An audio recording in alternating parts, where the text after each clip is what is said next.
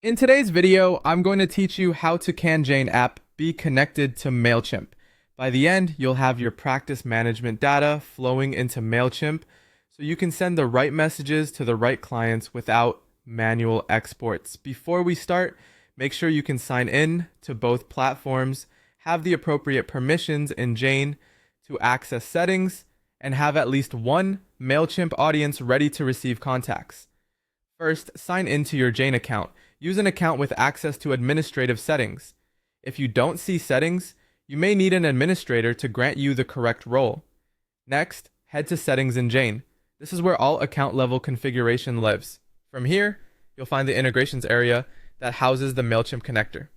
It's a good moment to pause and confirm that the account and clinic you're in are the ones you want to sync. Choose the Mailchimp integration from the list. You'll typically see an option to connect or enable. Selecting it will start a short authorization flow that links the two services securely, so you won't be copying any keys or pasting sensitive data. Now sign into your Mailchimp account when prompted and authorize Jane. Make sure you're logging into the correct Mailchimp workspace, especially if you manage multiple brands. If your account uses two-factor authentication, have your verification method handy to complete the sign-in smoothly. Once connected, select the Mailchimp audience you want Jane to sync to. In Mailchimp, audiences are the containers for your subscribers. Pick the audience you actually use for client communications, not a test or archived list.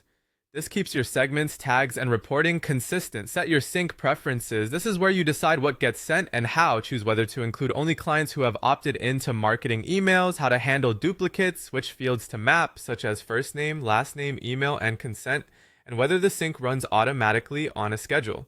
If available, you can also apply default tags so new contacts are organized the moment they arrive in Mailchimp. Keeping consent settings aligned here is key for compliance. Finally, confirm the connection. Save your settings and look for a success or connected status in Jane. If there is an option to run an initial sync, start it, then spot check a single contact in Mailchimp to verify the name, email, and tags look correct and that unsubscribe status is respected. If you see errors, recheck permissions, audience selection, and field mappings, then try again. That's it. Your Jane app and Mailchimp are linked and ready to work together.